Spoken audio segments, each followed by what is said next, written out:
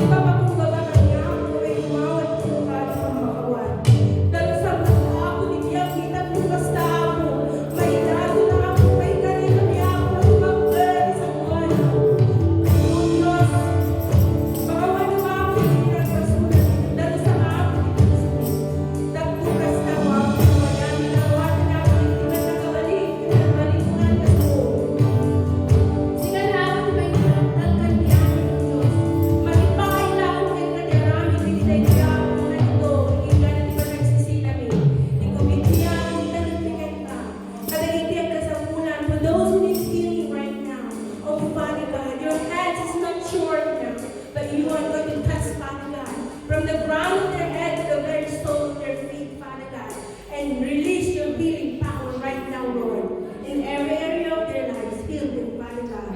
For those who need spiritual healing right now, and they're big, Father God, Lord, meet all that need, Father God, because we believe, Lord, that you're the only one who can give that person a new life, a transformation, Father God, and make it new. As you said in 2 Corinthians 5:17, Father God, if we are in Christ, we are a new creation. The old has been passed, the new, the new is coming. So thank you for that, Father God. Lord,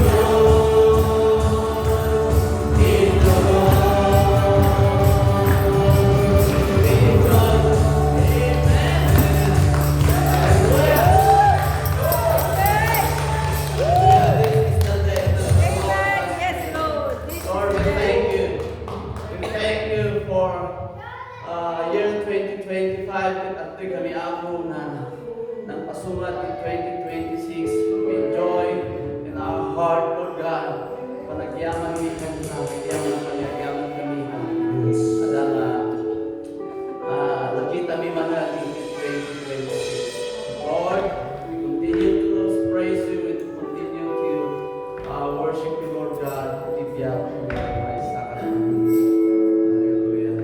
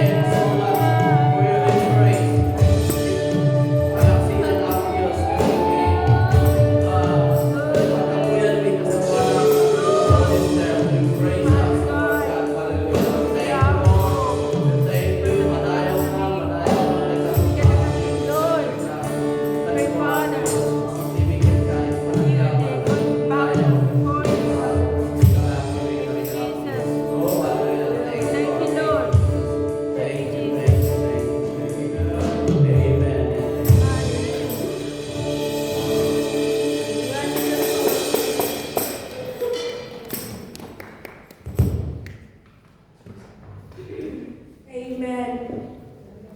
Amen. Amen. Let's just thank God for His powerful presence.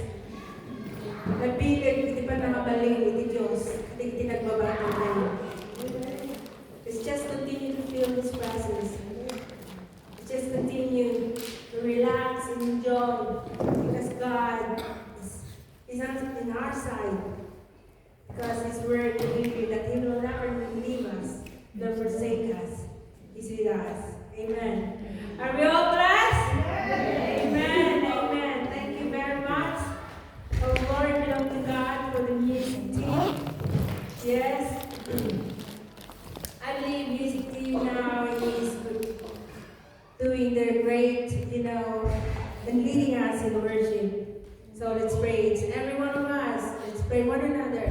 Because not only the music ministers are ministering to us, also you minister to everyone, especially His word. Amen. Are you ready to receive the word of God? Amen. Handa na ba't ay tanggapin ang makapangyarihang salita ng Diyos? Amen. Nakasagana tayo ng kamsat na wata di man nakabalik ni Saudi ako. Amen. Amen. Okay, so sit, relax. Fasten your seatbelt. Alright? Open your ears. Close the other side. Then open our hearts. And then, let's go. Miracle na our speaker. Of course, no other than, ingutin tayo, panakama tayo, ibiday to, iglesia. Amen? Amoy sudan. Amen.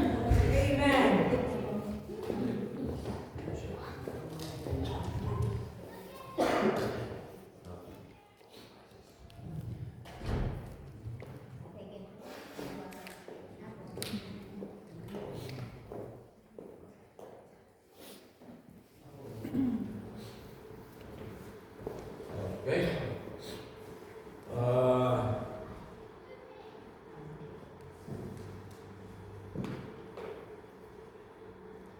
I think my last preaching here is first Sunday of December, I think.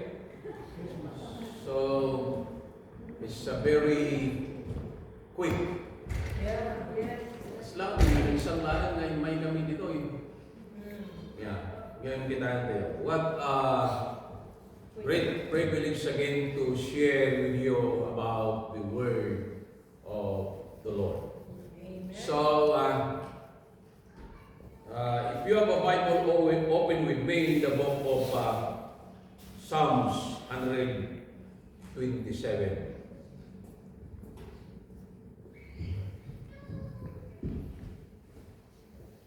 Related Happy New Year.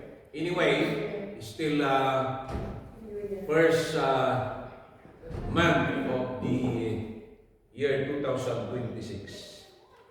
In the book of Psalms 127, verse 1 up to verse 5.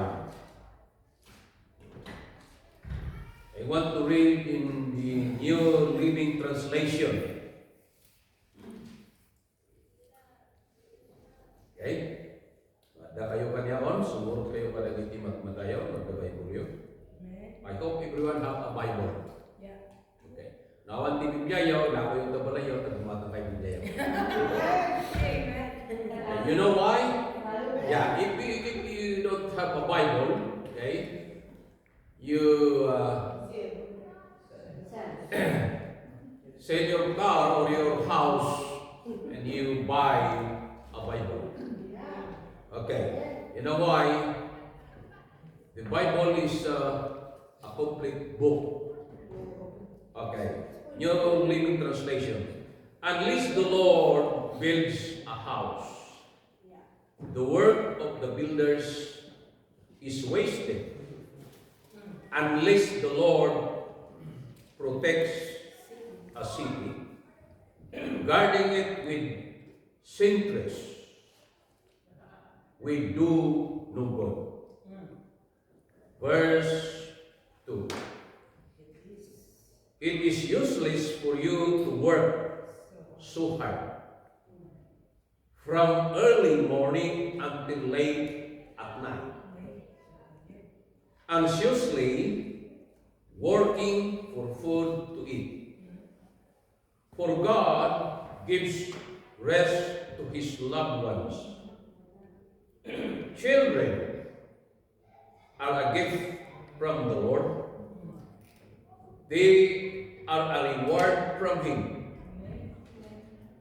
Children born to a young man are like arrows in warrior's hand.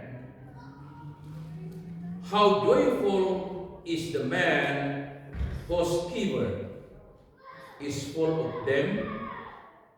He will not be put to shame when he confronts his accusers at the city gates. Right. So the Lord bless His word this afternoon. Now we come to the historical and literary context. The author of this chapter, okay, or the one who is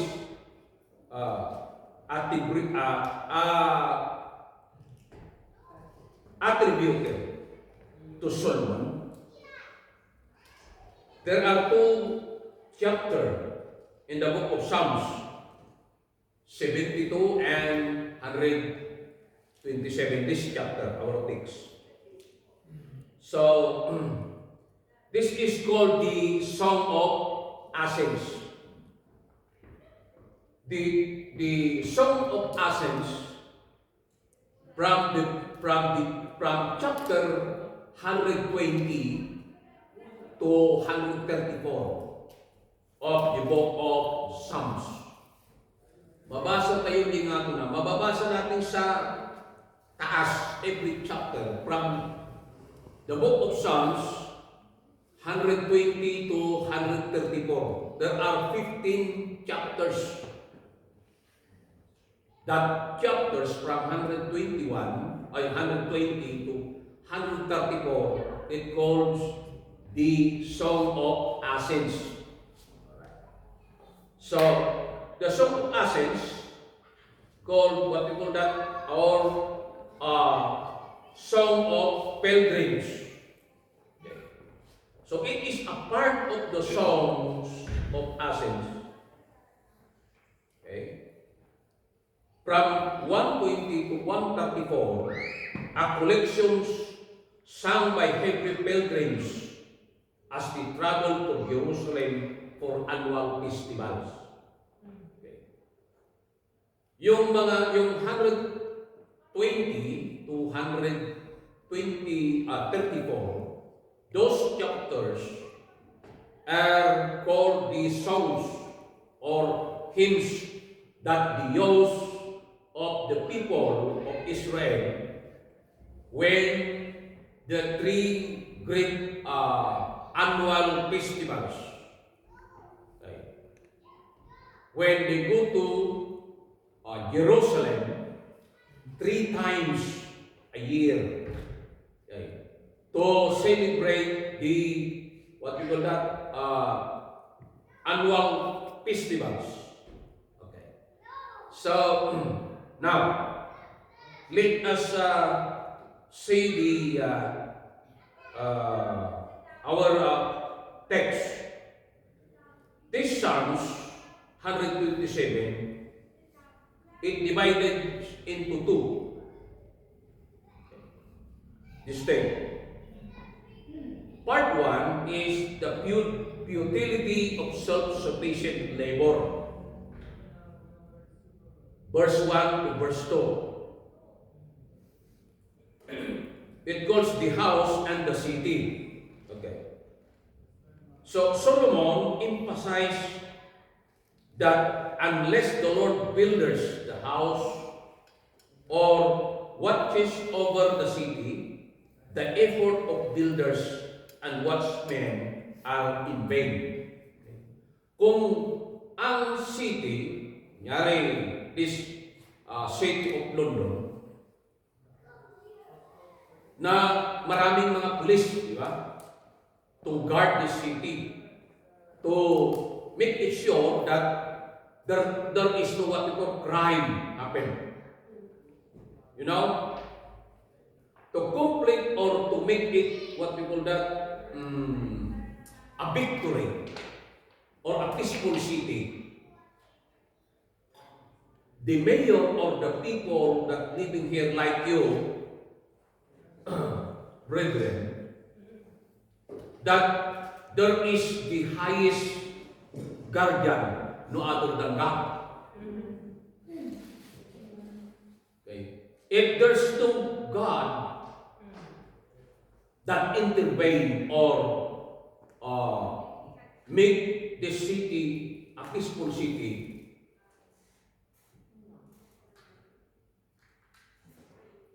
there's no victory. There's no totally peace at all. Okay? So that's what Solomon emphasized in this chapter. Right? So this is a song.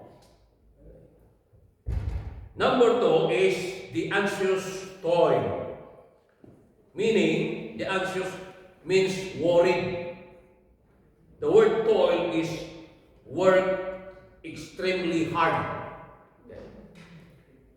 So, it works against working excessively long hours, rising early, and staying up late. Yung ginagawa natin, mostly, when we still working in nursing home, I think all of us, we experience that. All of us who are working any nursing home, hospital, or whatsoever. We, what do you call that? We go to work early, rising early, and we stay up late. Pero mo, nung nag-start ako nagtrabaho, mostly, we start 6 to 6 or 7 to 7, oh my goodness. Okay. Talagang mapakiramdaman mo talaga na you are very, what do you call that? Parang drain yung ano mo eh. Exhausted ka talaga. Parang drain talaga yung feeling mo, di ba? Talagang gano'n. Parang ano pa, parang dry na dryness yung ano mo. Pati yung ano, because If your body is too much, what you call that, yung pagod ka talaga, you are too much tired, pati yung soul mo, spirit mo, parang sumasabay na nun eh. Kaya that's why, when this body is too much tired, mahirap mong i-absorb yung mga napapakinggan mo sa church. That is true. Okay. And even as a pastor, even though if we are too much tired to work at daytime or nighttime, and we read Bibles or whatever books that, most especially the Bible. You know, reading Bible is not like an ordinary, like ordinary books, like newspapers that you will read about Trump or about whatsoever news in this world. Madali lang yung nakita mo na, pinatay ni ganito, ganyan. You understand already. But the word of the Lord is not easy. We need to prepare our spirit and our soul. Kung hindi prepare yung body mo, hindi mo ma-absorb, parang hindi mo naiintindihan yung binabasa mo. Why? Because the word of the Lord is not like the ordinary books that we are reading. So now, the futility of self-sufficient labor. Yung nagtatrabaho ka na hindi mo recognize yung power ng Panginoon. Right? So we need, okay, that is what Solomon emphasized in his writings or in this chapter. Okay.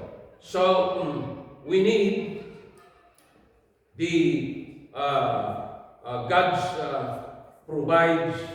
He is the one to give rest and sustains or sustenance our sleep. Like he is the one to give, okay, a strength for our physical body. Okay, so we go now to the part 2 from verse 3 to verse 5. The blessing of family. One is children as a heritage, or children is a gift, or a reward. From verse 3 to 5, explained in this verses, describing the children as a heritage and a reward from God. Okay. So, lahat ng natanggap natin na gift sa Christmas na ito ay tayo, yung importante pa rin yung mga anak natin, di ba? That is the most precious gift for us as a husband and wife. Okay. Our family, that's what. Okay. And number 2 is the arrows in a keyboard.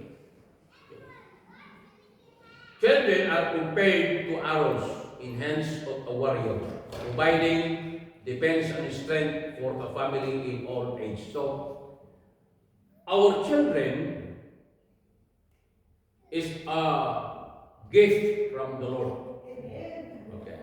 And when we become an old, our children, they are our strength. They are the one who depended for us. And number 3, the city gate. That what Solomon, okay, says in verse, what is that verse?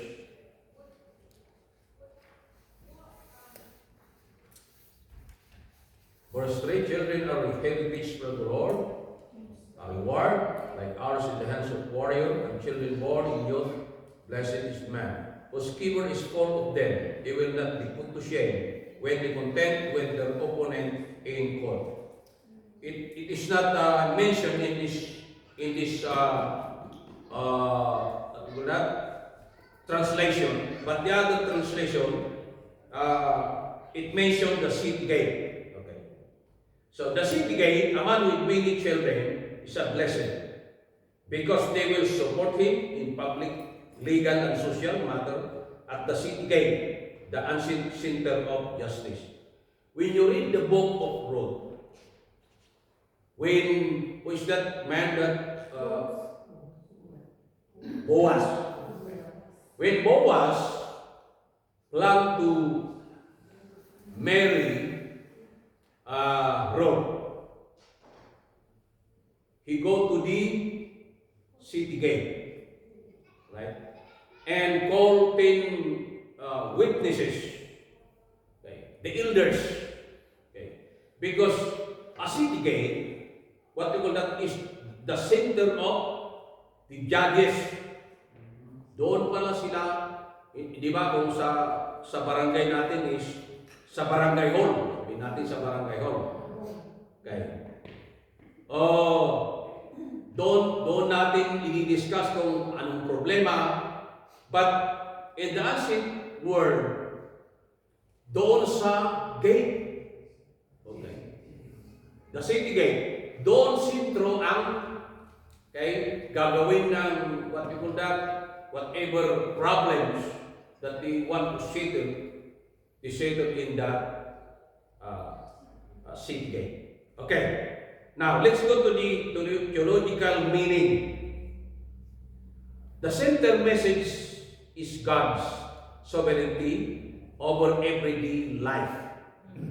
It teaches that while human effort is necessary, ultimate success, security, and legacy are gifts from God, rather than product of sheer human will. Okay.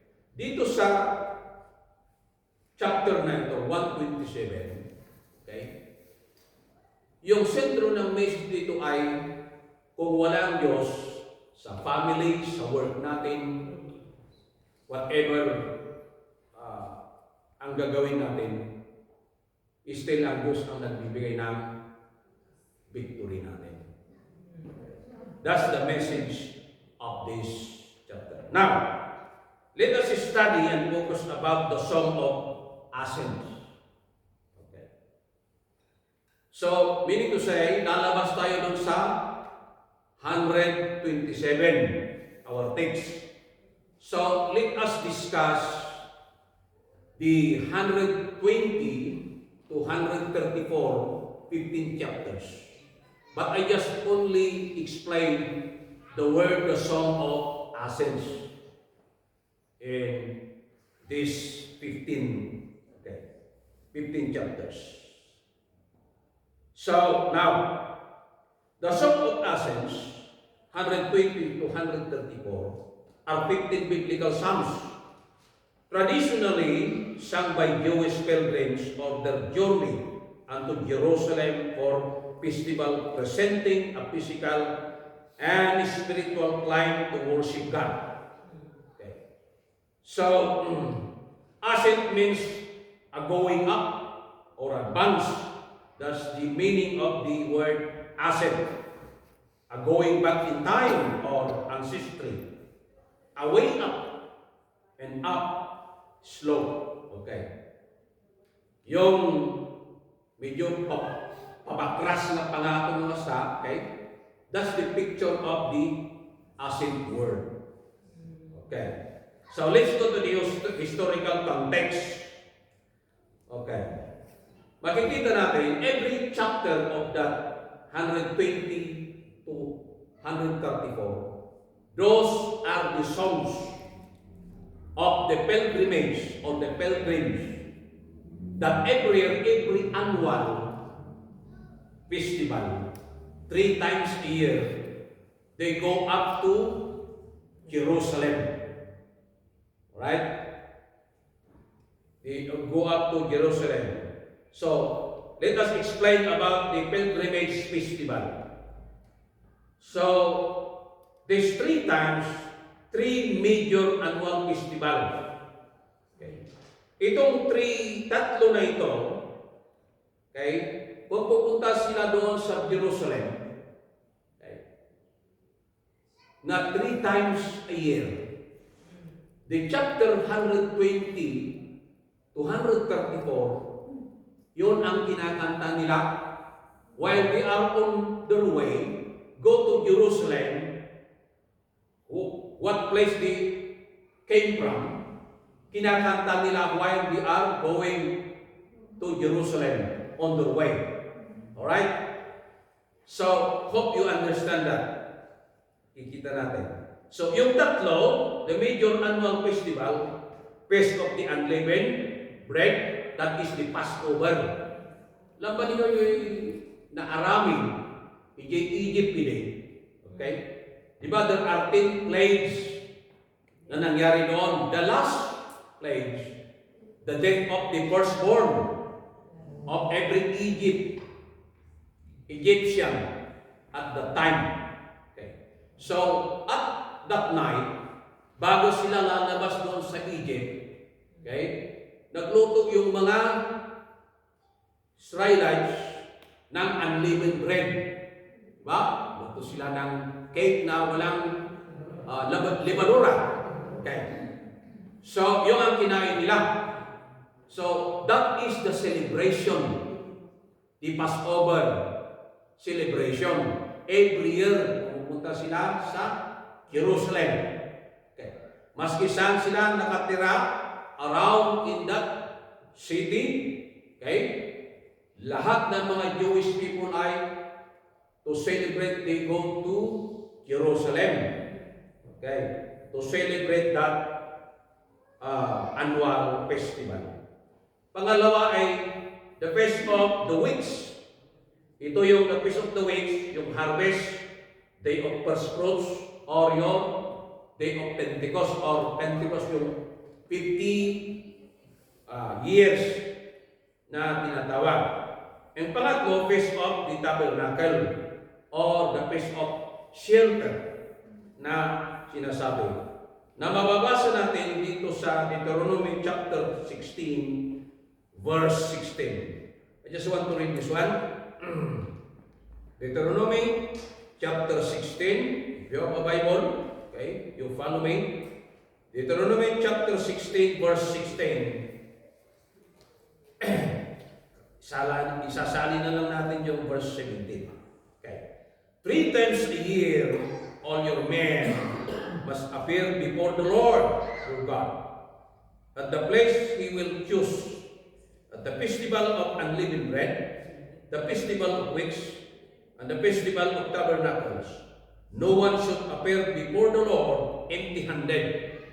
So, every celebration, hindi sila pumupunta doon sa Jerusalem. Okay? Na wala silang bitbit or gift for the Lord. Okay? So, Jerusalem is called the center of worship. Okay? Doon pinatayo yung temple ng Diyos. Okay? Doon pinatayo. So, itong mga Jewish na ito, ay pumupunta sila doon to worship the Lord. Kasi doon lang ang pwede lang, okay, makita o to meet the presence of the Lord. Kasi nandun sa city of God. So, Jerusalem is called the city of God. Now, so,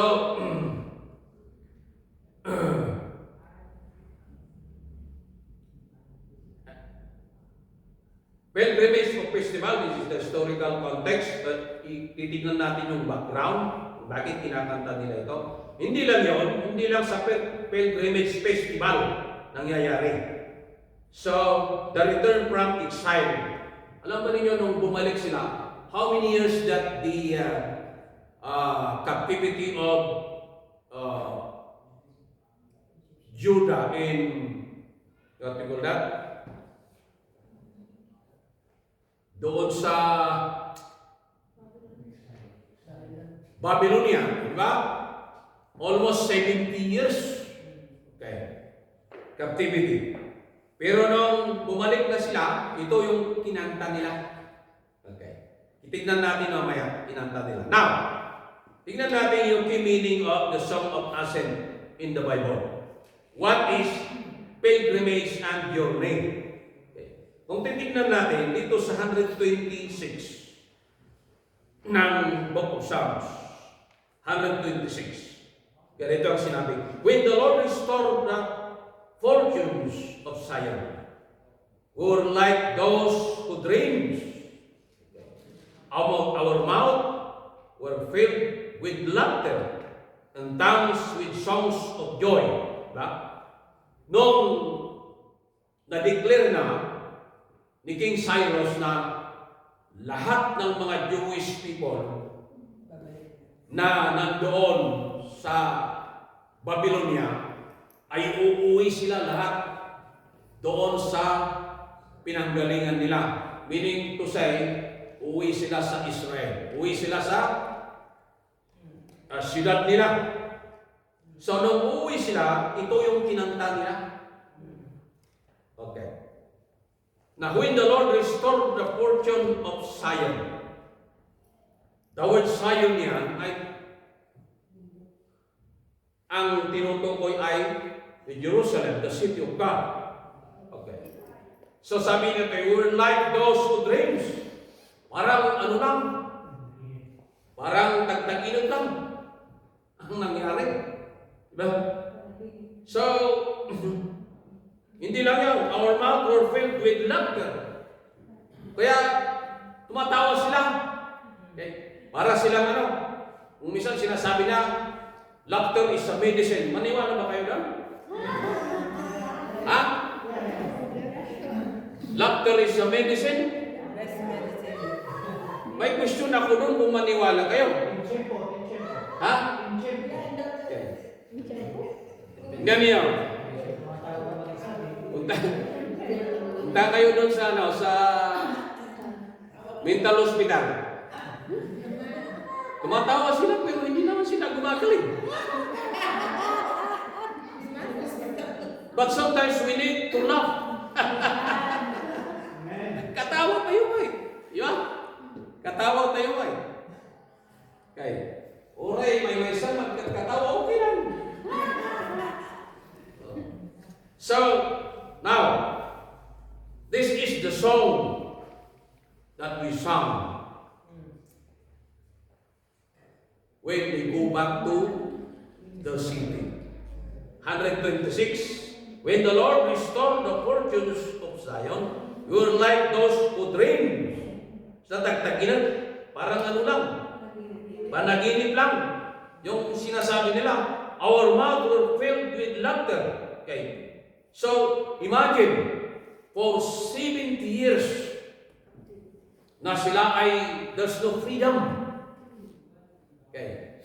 At the time, okay, nakatira sila sa hindi nila tahanan, hindi nila lugar, di ba? So, ano yung unang punta kayo? Sino yung unang ninyong punta kayo dito sa London? Tapos, yung first time ninyong umuwi sa atin, Pilipinas. Di ba yung feeling mo yung one day before the flight, hindi ka na makatulog. Because you are too much excited, di ba? Excited kang ganun. Di ba? So, that's the feeling. Yung ano nila, parang siguro hindi ako maniwala for 70 years. Okay. Yung mga bata, naging matanda na sila. Di ba? Ano kaya yung imagine nila, yung unang yung iniwan nila yung Jerusalem.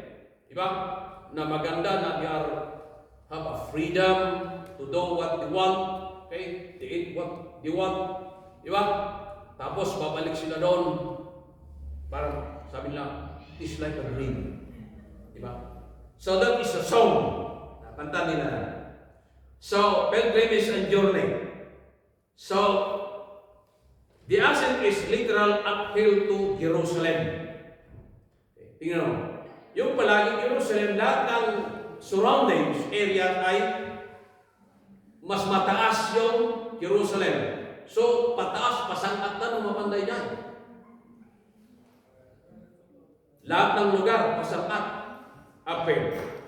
So, metaphorically, or it is like what we call that, life is a journey. Or a Christian life is a journey. So, ang pagka-Kristiyano natin ay, ito ay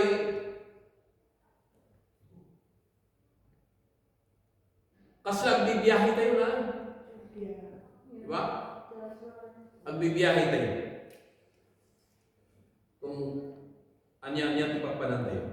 And number 2 is worship and preparation. Doon sa 22.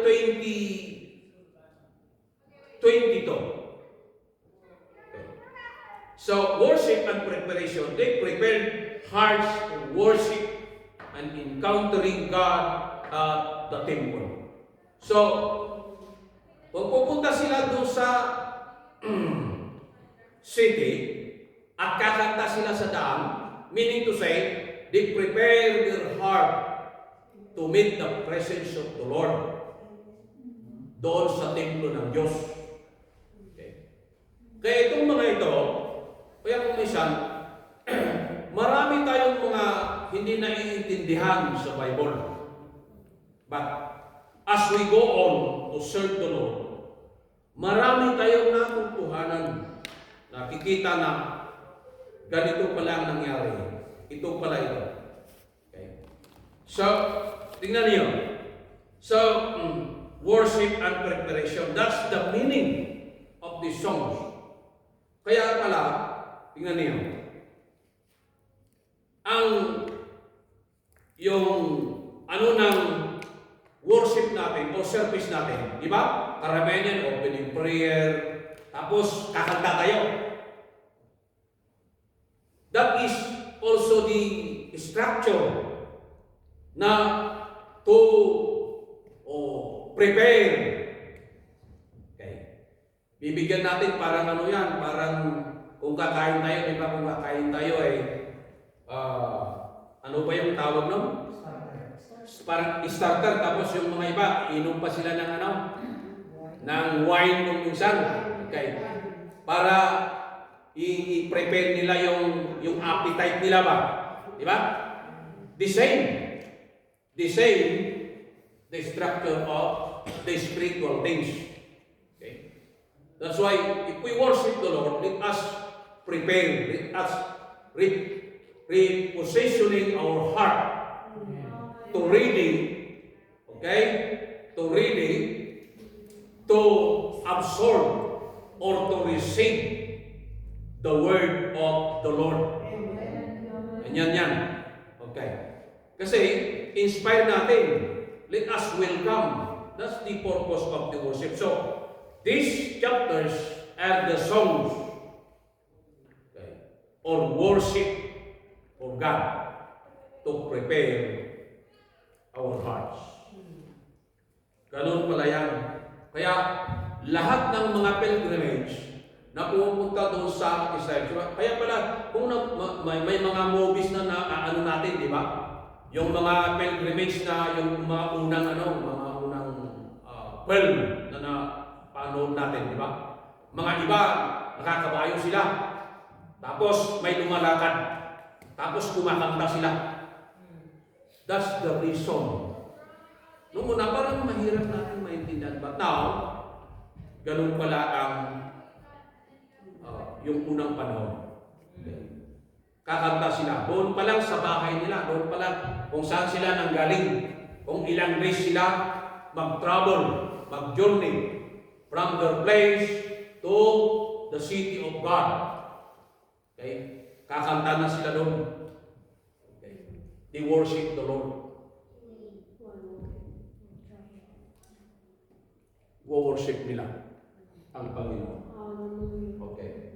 They prepared their hearts to meet the presence of the Lord.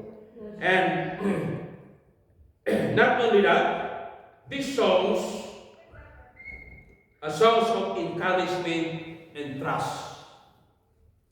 So, kung titignan natin dito sa 121, it start verse 1. I lift up my eyes to the mountains.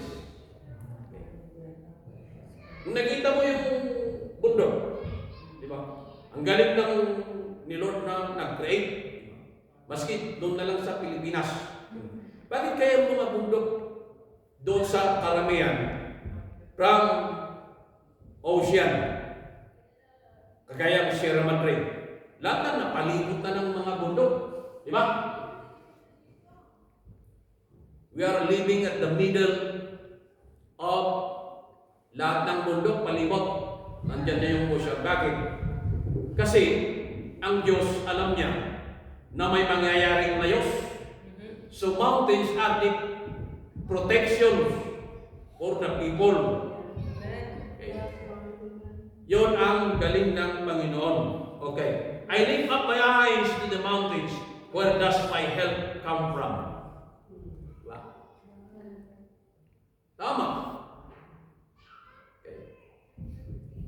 So, encouragement and trust. Kung nakikita natin, kung titingnan natin ang palibot natin,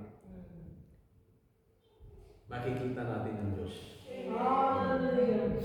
Because of His creation. Diba? God created all things that we have seen in this world. Diba? Ilang binigay yung buhay natin. Ano kaya? Binigyan tayo ng Diyos ng buhay, pero hindi tayo binigyan ng pagkain. Di ba? Wala. So, lahat ng bagay, God give us all a blessing. Hallelujah. Amen. Praise the Lord. Number 4, hope and redemption. So, marami ito, but i-explain ko lang saan tayo para i-point natin. Themes of longing for God, forgiveness, and ultimate dwelling with Him, culminating in the heavenly Jerusalem. Hope and redemption. Ang huling hope natin, or yung goal natin is the heavenly Jerusalem. Kung titignan natin yung New Jerusalem. Hallelujah. So, ito mga tingnan natin sa 134. Ito na yung verse. From 120 to 134. Okay.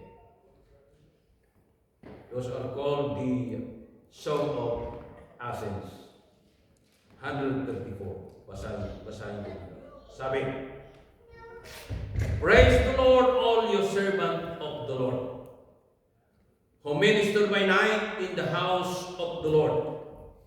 Lift up your hands in the sanctuary and praise the Lord. May the Lord bless you from Zion, He who is the maker of heaven and earth. Hallelujah. So, lahat ng mga ito, from 120 to 134, these are all the encouragement songs of hope, song of redemption.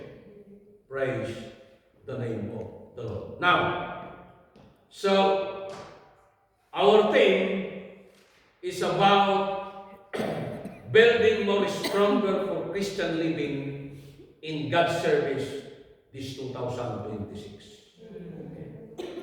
So, kailangan sa taon na ito, because this is the first Sunday, ano yung hindi natin nagawa noong 2025 na gusto natin gawin noon pero hindi natin nagawa?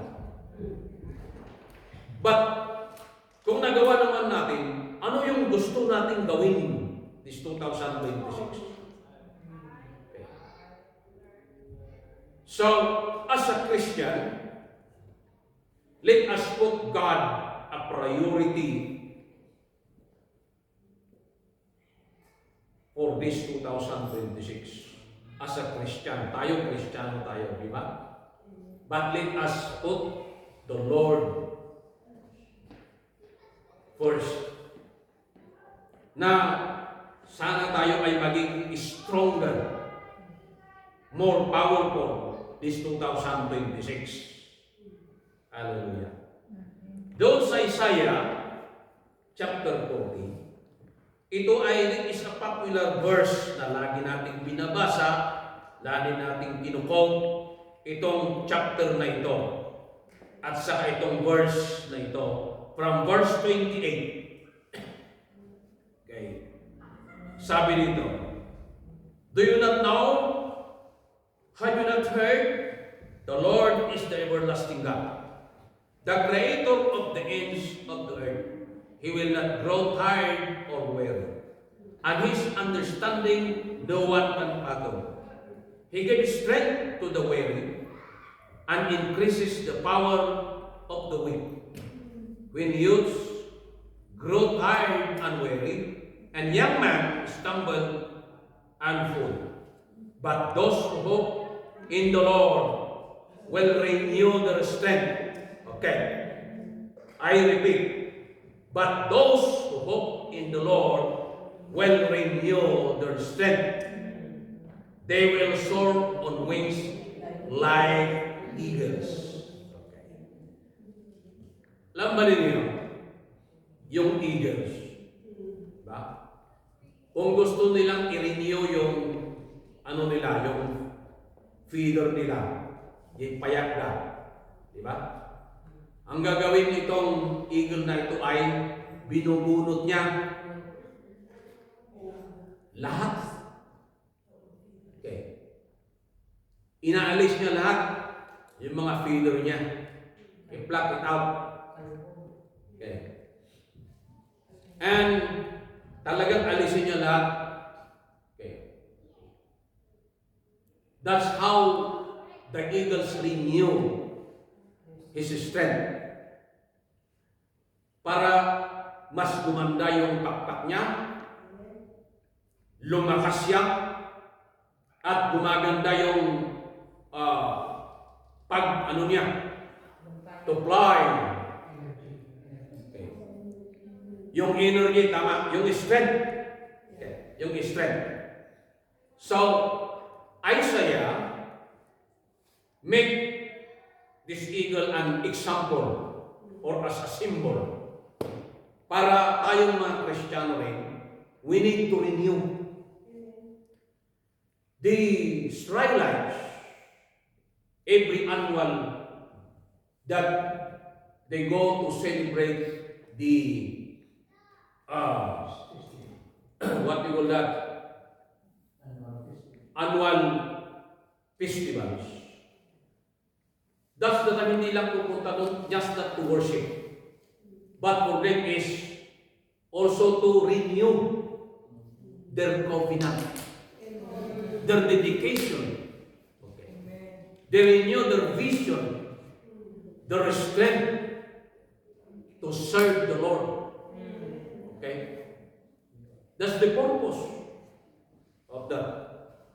Okay. Kaya tayo rin, okay? Kaya alam ba niyo, every different organization, spiritual organization, or a group, there is what we call a convention happen. Like, I have a small organization that I have, what we call that, organized for in the Philippines, we call that Mount Calvary Church. I started that organization, a group, a small group, starting from 2002, I think. Yeah, 2002. And we have 9 churches in Kalinga and Mountain Province that we've been. I have a friend or partner, a Korean missionary, that we help with one another to maintain those churches. And not only in Tabuk, Kalinga, and in Mountain Province, but also in Pangasinan and one in Trinidad. We have 2 in Pangasinan and 1 in Trinidad, and 9 in Mountain Province and Tabuk, Kalinga. So, we have a yearly convention every April or May. Our convention is this coming May 6. And the purpose of this gathering, okay, to renew lahat ng mga pastor na nakipagtrabaho dyan, to renew their credential card, okay, not only that, to renew their fellowship, to renew their strength, okay, kaya may speaker din na gagawin natin ganyan. So, that's the purpose. The same, the ancient world. Yung unang panahon. Na why, bakit yung mga lahat ng mga believers noong unang panahon, kasi nag-start ng church doon sa Jerusalem, di ba? Okay. The book of Acts. So, lahat ng mga believers pupunta sila doon. Okay. Because of that celebration. Okay. To strengthen their faith, relationship, vision. Okay. So now, I hope that we renew our strength as well to the Lord. I-renew natin. Okay. Yung feeling natin na parang ano lang tayo, alam ba niyo?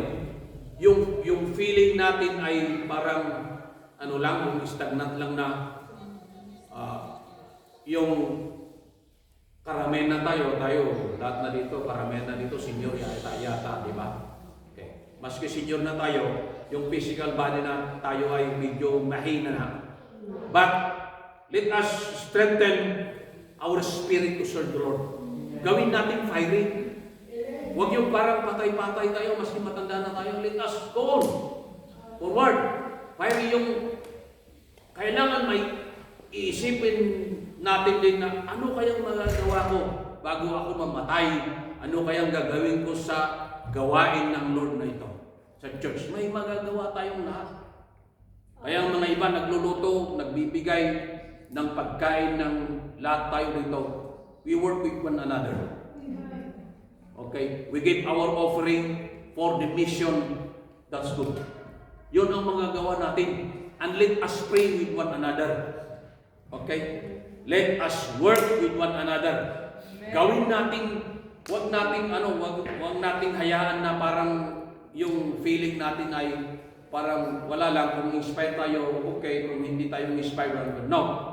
Let us, yay ko natin riingan tayo, tibagi tayo. Okay. Riingan tayo, tibagi tayo. Okay. Haan nga ti kinadaw na hindi yung paramihan. Maski 5 tayo, 3 lang tayo, but if we stand fiery, we stand with one another, there is a unity in the Spirit. Okay? Yun ang gusto ng Panginoon. Okay? Let us renew our strength for the Lord. Hallelujah. Amen. Praise the name of the Lord. Ito yung mensahe ng Panginoon. Amen. Hallelujah. I want to close. Gusto ko i-close yung isang kwento. Alam ba niyo, may isang hari yung hari na ito ay dineclare niya na gusto niyang magpatayo ng malaking templo. So, ang tinawag niya, ang gusto niyang magiging tawag niya, siyempre kailangan engineer, karpentero, at saka kantero. So, di ba? Kantero, saka yung nagpipintura. Di Di ba? So, ang hari na ito ay the contract that they give to those want to work to build this a temple is 40 years contract. Walang uwian. Okay. 40 years. So, nandyan yung engineer, carpentero, at saka kantero. So kung 40 years contract, matagal yon na trabaho. Matagal yung trabaho na yon kaysa yung flood control sa Pilipinas. Flood control every year, wala eh. Ghost project. Okay. So gusto ninyong kwentuhin ko yung 40 years na pangyayari noon? So, it's too long. Okay. So, let us cut the story short. Nung natapos ng 40 years, walang uwian, sabi ng hari, so now, it is finished the contract. So, come now and you receive your salary, your reward. Yung wages nila. So, tatlo ang pagpipilian. Ang libro, money, and gold. Sabi ng king, isa lang ang kailangan ninyong kunin dito. If you want gold, gold. If you want money, money. So, yung tatlo na yon, libro ang mga. So, nauna yung engineer. Anong gusto mo, engineer? Gold, money, or libro? Libro.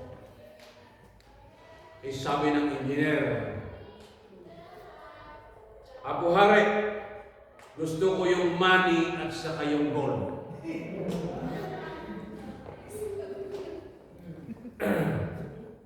So, yun ang siyempre, engineer siya. Wise siya, di ba? Pero sabi ng king, hari, isa lang, hindi pwede ang dalawa. You must choose one only. Yung reward, o yung wages mo. So, madaling salita, kinuha niya yung gold. I want gold. Nung kinuha ng engineer at umuwi, because 40 years na hindi siya umuwi. Pagdating, malapit sa bahay nila, hinold up nila yung engineer. Kinuha yung gold. For 40 years, na nagtrabaho siya, hinold up at pinatay pa. So, very bad. Diba? Very bad. Hopefully, hindi naman natin kinigurse sa Pilipinas. Hopefully, yung mga congressman sana doon ang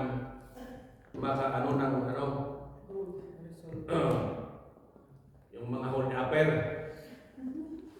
Okay. So, next is what you call that? Kantero, no? Yeah, kantero. Kantero. Nung kantero, sabi niya, gusto niya rin yung gold at saka yung money. No, sabi ng king. Isa lang, piliin mo. Sabi ng kantero, kung yung gold, ibinta ko pa, money din ang pupuntahan. So, I want money. Kasi, yung valor ng gold, saka yung money, parehas din. Diba? Kinuha niya.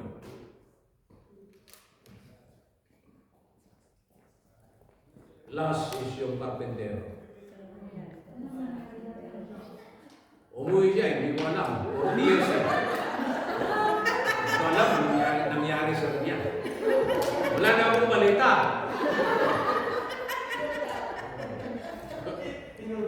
Walang news And the last one is the carpintero. You know the story of carpintero. Jesus Christ is a carpenter. Diba? And He is the master builder. Okay. And God, the Father, is the master planner. Okay. That's why He sent His Son, Jesus Christ, in this world to save you and to save me and to save all the people in this world. Okay, now, carpintero. Sabi ng carpintero, ano siya? Tagal siya ano. Sabi niya, kung kukunin ko yung gold, hold upin ako dahil alam niya na na-hold up yung ano. Okay. Saka nung panahon din siguro, may marites na rin. Bakit? Oh. Paring gano'n. Now, so,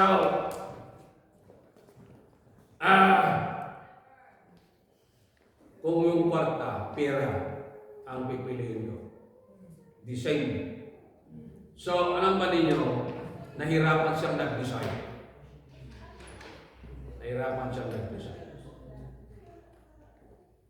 Sa dalis salita, pinili niya yung libro. Nung umuwi na sa bahay nila, pinagalitan na gusto yung asawa niya, anak niya, lahat ng relatives niya. For 40 years, hindi ka umuwi, hindi tayo nagkita. Matanda, bata ka pa nung umalis ka dito. Okay.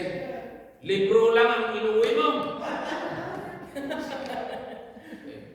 But alam ba ninyo, dahil sa galing yung asawa niya, sinipat niya yung asawa yung libro. Sinampal. Thank you. Hindi ako marunong sa Tagalog. Sorry, I am FBI, cold-blooded Igor. I don't know how to speak English. And Tagalog as well, I don't know. So, sorry. Okay, sinampal niya yung asawa niya dahil sa galit eh. For 40 years na wala ka dito sa bahay natin, libro lang iniwan mo. Inuwi mo. Sinampal yung asawa. Kinuha yung sinampal. Alam ba niyo, natilapon.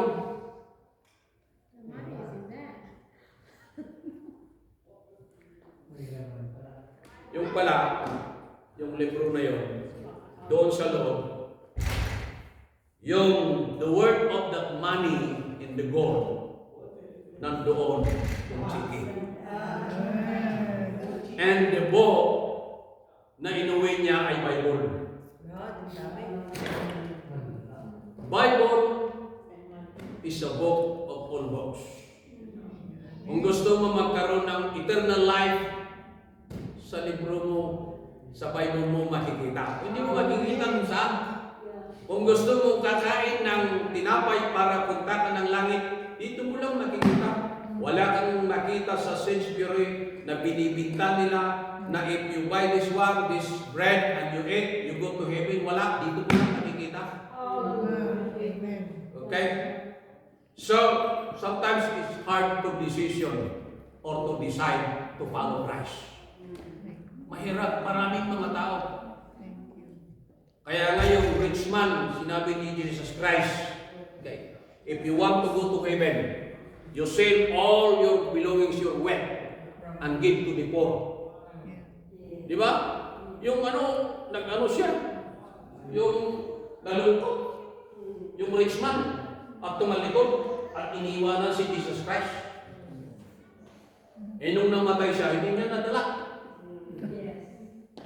Kagaya ni Cabral, nahulog sa kinurog, di ba? Hindi niya nadala. Okay. Di ba? But sometimes it's hard to decide to follow Christ. Mahirap. Kaya in the first history of the church, doon sa Book of Acts, kunti lang. Okay. Lalo na nung ipako na si cross, sa cross si Jesus Christ. Maski sila Peter na naging disipulo ni Jesus Christ, tumalikod sila kay Jesus Christ. Bakit? Okay.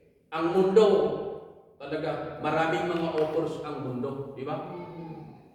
Lalo na ngayon. Kung gusto natin mayaman, ganito, ganyan, ganyan, maraming deception. The problem in this world today, ever since the beginning, is deception. Diba? Deception. So, hopefully, may natutunan natin ngayon ito. But let us renew. Okay. Before we go sa prayer natin. Okay. Isipin natin, anong gusto mong i-renew? Okay. Sa hapon na ito. Pag-isipan mo, anong gusto mong i-renew? Kung mamatay ka bukas, are you sure magpupunta ka sa langit? Let us renew, let us strengthen. Kagaya yung eagle. Gusto niyang maging to high more soul. Mag-fly siya ng mas mataas. Di ba? Ulitin natin dito. Ito ang conclusion. Okay? So, yung conclusion. Okay? So, may communion tayo. So, alright.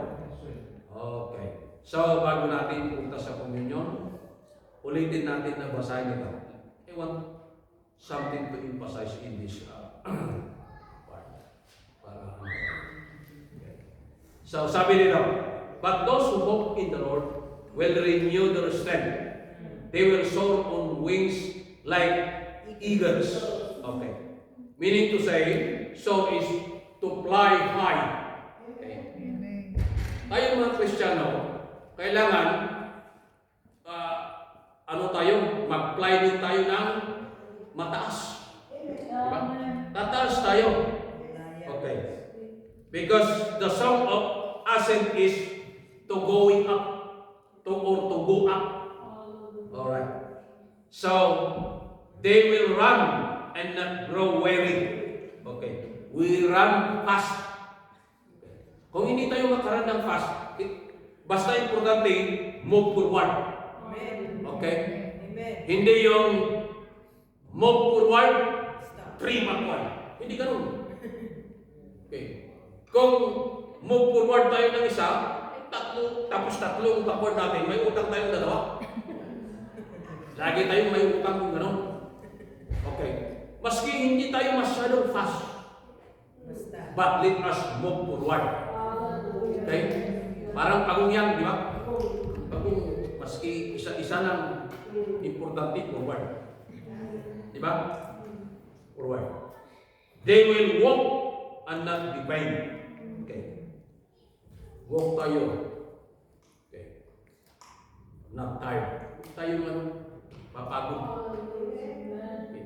Basta may gagawin tayo, may pwede tayong gagawin, maski maliit na bagay. Okay. If we do it with heartily, with the spirit of dedication, may commitment tayo. Okay. Ganon ang gawin natin. Hallelujah. So this is the message. Marami pa tayong pwedeng sabihin.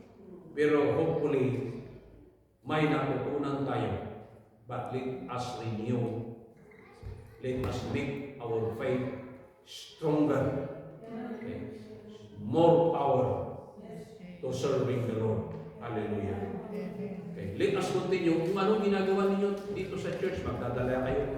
Anong ginagawa ninyo? Ipag-pray ninyo si Pastor. Kailangan mag-pray natin. Okay.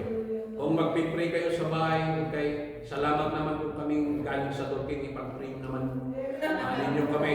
Dahil kung minsan naliligaw kami na pumunta dito, sabi nyo, alam ninyo na person nila naman, I pray, Pastor, dumalis na huwag sana silang maligaw. Ganun naman. That's a big ano na yun, big ministry na yun. Pero mo, ilang bus kami kanina na balik kung saan na kami sasakay. Hindi namin alam. But thank you Lord, nakarating pa rin kami dito. Basta ang isip ko, sabi ko, basta masabi ko ang mensahe ng Panginoon sa Tagalog. Hallelujah. Sapat na yun. Praise the Lord. And thank you. God bless us all. Thank you. Praise the name of the Lord. Hallelujah. While we are singing, and let us prepare our spirit. Okay. Okay, nandito naman si Pastor Gibson. And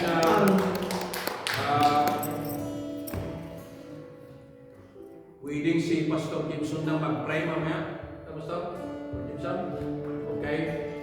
So while we are preparing our spirit to receive the bread and the cup, let us sing this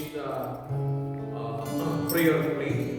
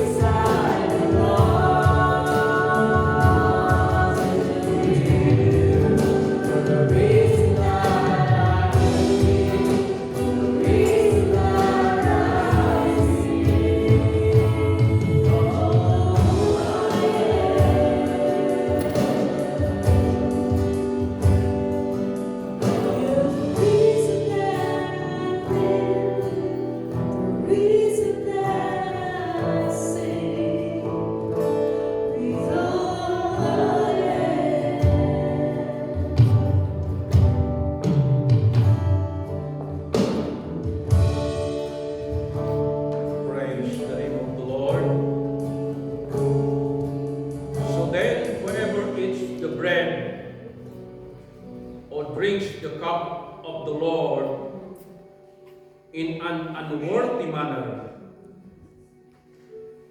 will be guilty of sinning against the body and blood of the Lord.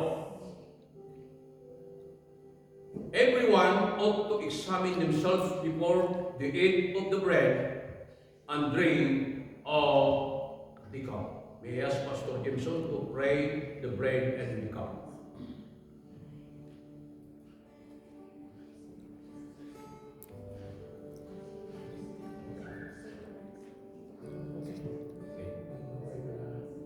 Yeah. Bread and cup. Tapos po natin ang aming mga tinapay. Panginoon, salamat po sa pagdating ng aming Panginoong Jesus. Thank you for coming, Lord Jesus. As you said in your word that you are the bread of life. And shed your blood for our transgression. Thank you so much as we're going to do this, Lord. We remember your death at the cross for our salvation. And thank you that you will come again to be with us. In Jesus' name. And when he had given thanks, he broke it and said, "This is my body, which is for you. Do this in remembrance of me." Let us take the bread.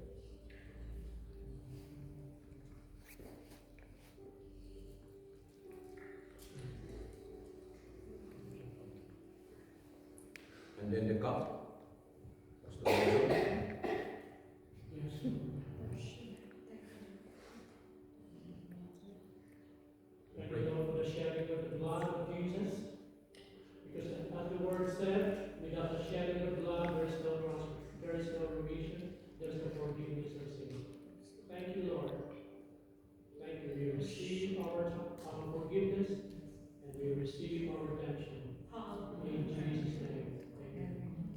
In the same way, after supper, he took the cup, saying, "This cup is the new covenant in my blood. Do this whenever you drink it in remembrance of me." Take this.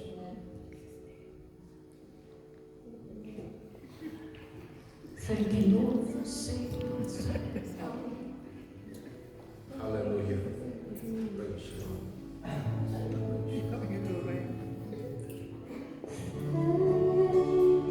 the Lord. For saving my soul. Thank you, Lord. Thank you, Lord, for making me whole. for making me whole. Praise the Lord. For giving to me.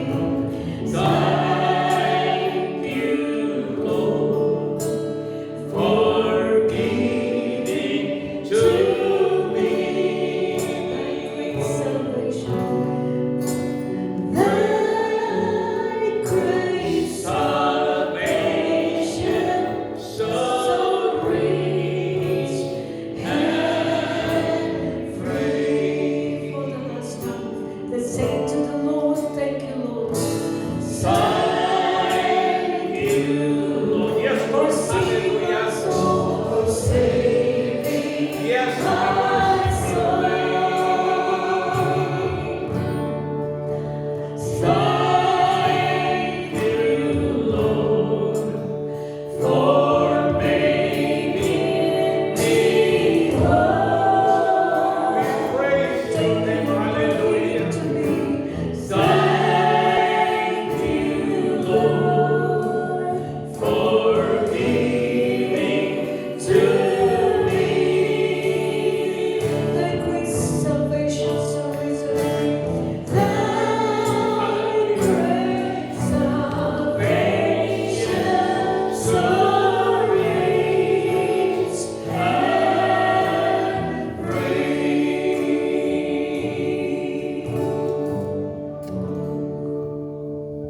Kung mayroon man kayo dito na nangangailangan ng prayer like me, because this coming January 6, Tuesday, I think, I have an operation. gallbladder operation. And I hope that that operation is what you call that, matutuloy na, because last April 24, doon sana yung operation ko. But because of my blood pressure is too high, sabi ng doktor, hindi pwede.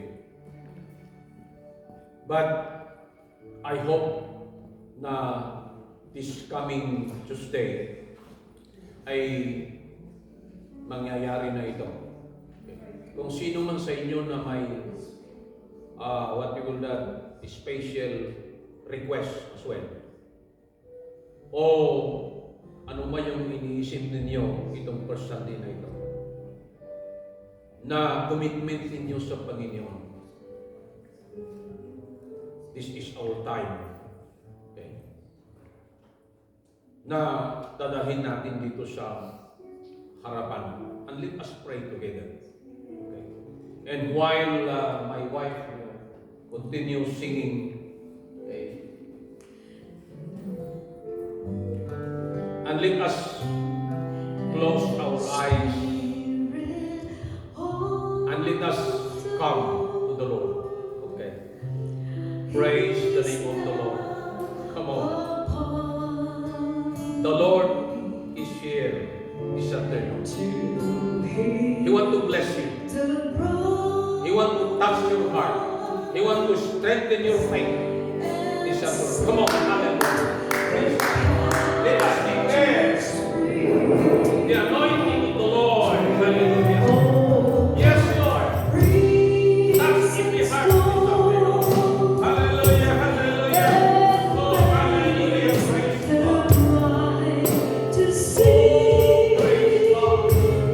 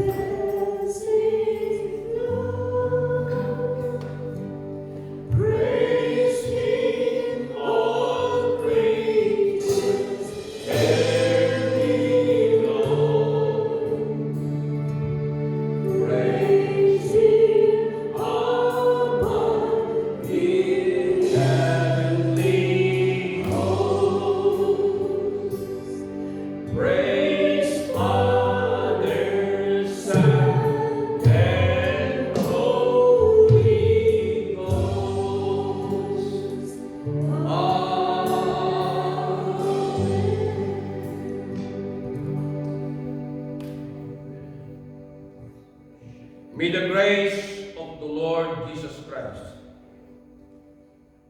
and the love of God and the fellowship of the Holy Spirit We receive, Lord. be with you all. We receive, Lord. Amen.